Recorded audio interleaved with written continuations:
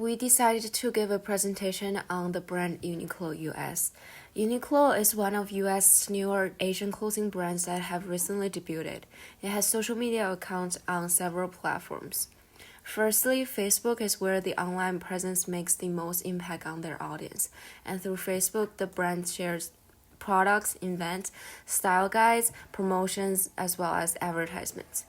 Secondly, on Instagram, Uniqlo focuses mainly on style guides because Instagram is the most visual of the three main platforms they use. Instagram also allows for product prices to be shown for the target market. They can easily access by offering an online shop that directly links back to the style guides that they post on the platform. And lastly, Twitter is mainly used to promote Uniqlo's famous collaborations with artists, shops, and people around the globe. The brand also had an app for customers where they offer all kinds of discount codes and promotions for first-time users. From analyzing and comparing the Instagram accounts between H&M, American Eagle, Aritzia, and Uniqlo, Western brands tend to focus on the lifestyle aesthetic, including various backgrounds and other items within their posts. But Uniqlo focused on the simplicity of their products and has a minimalistic aesthetic, which is mentioned in their mission statement. We constantly provide fashionable, high-quality, basic casual clothes that anyone can wear anytime, anywhere, and always at the lowest possible market prices. And because their social media pages are so minimalistic, it is easy for their buyers and potential customers to imagine themselves wearing Uniqlo clothing. Moving on to the engagement part of the Uniqlo USA, in the two top social media platform, Uniqlo on Twitter and Uniqlo on Instagram. Each of them have 93.5k followers and 393k followers. Apparently, Uniqlo on Instagram has a better engagement in all kinds of metrics. For example, it has 350 likes on average for each post and 10 comments average for each post. But on Twitter, it only has 10 likes on average and 2 comments on each post on average. On to the second page of engagement part of the Uniqlo, there are 4 major public measurement on social media platform, which is followers, likes, comments, and repost. There are other metrics are not public. It can be only seen by the account holder of the Uniqlo USA, for example, conversion rate or impression or reach or account reach is in Instagram platform. Onto this engagement of all those aspects of this engagement on social media platform, there's something Uniqlo can do better, which is reply to the comments of people who try to engage in your activities or into your posts. For example, there are probably like 15 or 20 comments on Instagram post under each Instagram post, asking like, I like this news, I like this clothes, I want a collaboration with this or that brand, but Uniqlo never replied to those, which might cause them to lose some of their customers. And these social media metrics are very important because they prove you can measure how successful a campaign is, how well your social strategy is performing, and ultimately if you will have an impact on your overall business. For example, if you are having a new season coming out, or you have collaborations, or you have a pricing strategy, there's for example, for holiday Black Friday sales, most of the company will choose to post that first on the social media platform and let their customers know how many likes, how many comments, how many impressions, or how many account reaches can help them to measure if their campaign have reached their targeted audience. And that will help you to measure if this account is doing its job and how successful it is for its campaign. And then we tracked Uniqlo's different social media accounts in the past 30 days with more detailed information. According to the picture, we can see that the Instagram account has the best data this month. It was attracting more than 40,000 engagements, while Twitter was the worst with only 440 engagements. And Facebook was in the middle with more than 1,000 engagements. Also, Instagram and Facebook accounts are doing better in their posting number, so that we will focus on those two platforms next. Next, we analyze the best and worst performing content of those two accounts in the last 30 days.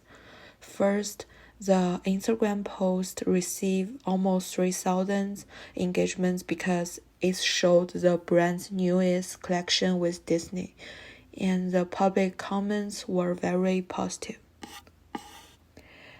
The following post is a live screen recording, but the audio of the first few minutes is very poor, which definitely affected the audience viewing experience, and people's comments also points out this problem.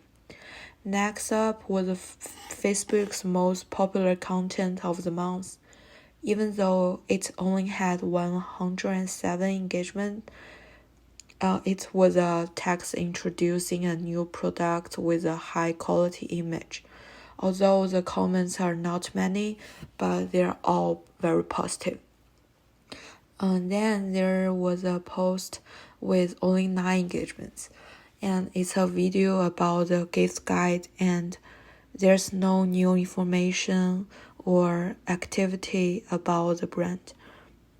It only received 1 comment and 8 reactions, even though it was posted a week before Thanksgiving. I thought it's a good timing for the gift guide. And then I compare Uniqlo and H&M's performance on social media, and we can see that Uniqlo is far below average for audience, and both Uniqlo and H&M saw the most audience growth on Instagram. However, when it comes to the post per week part, Uniqlo's posting frequency is far above average with about 33 posts per week.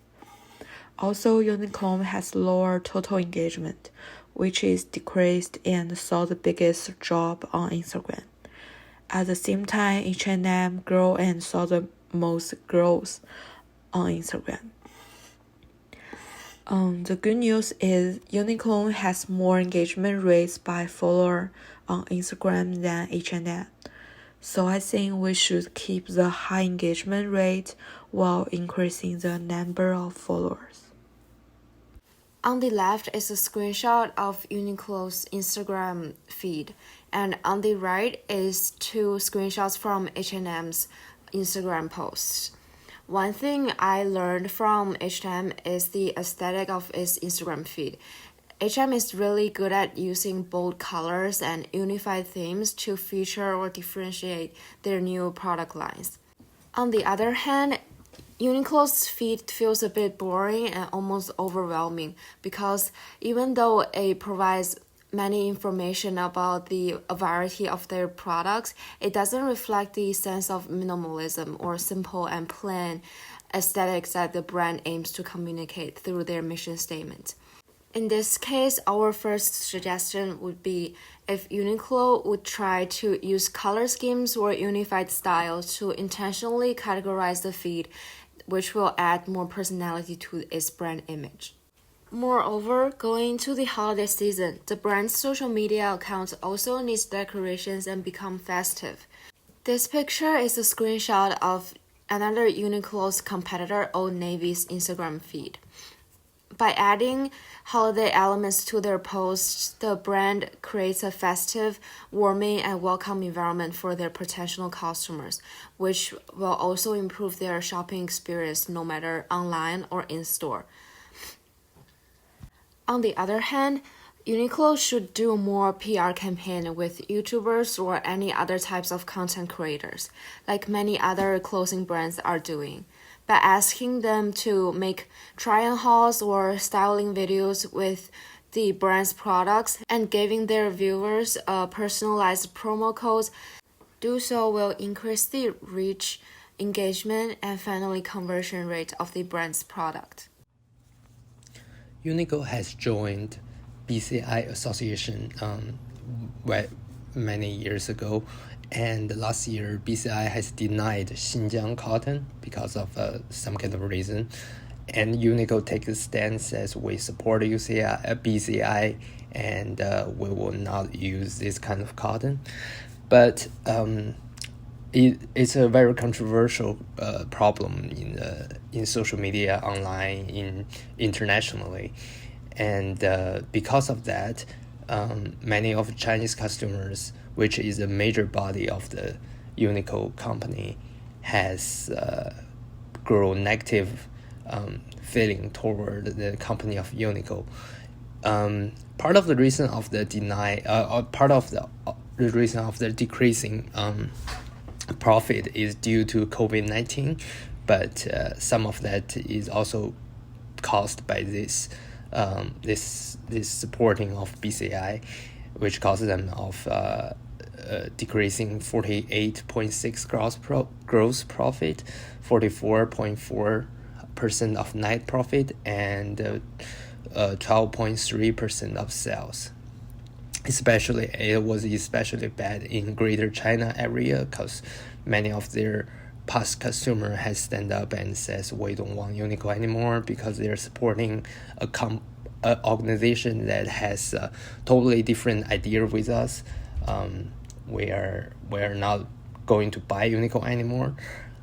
For future, I think Uniqlo should investigate more onto what they're supporting, or like what organization they're standing behind, because this represents what Uniqlo believes, and if that doesn't match with what Uniqlo's customer believes, which I think it will take a lot of their revenue away, a lot of their loyal customer away.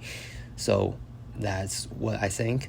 Uniqlo should invest more, or even put up a clear statements or clear investigation results on, I support BCI because we have witnessed this, we have seen this, the results, the survey, the investigation, the results of that is this and this, and so their customer will believe that.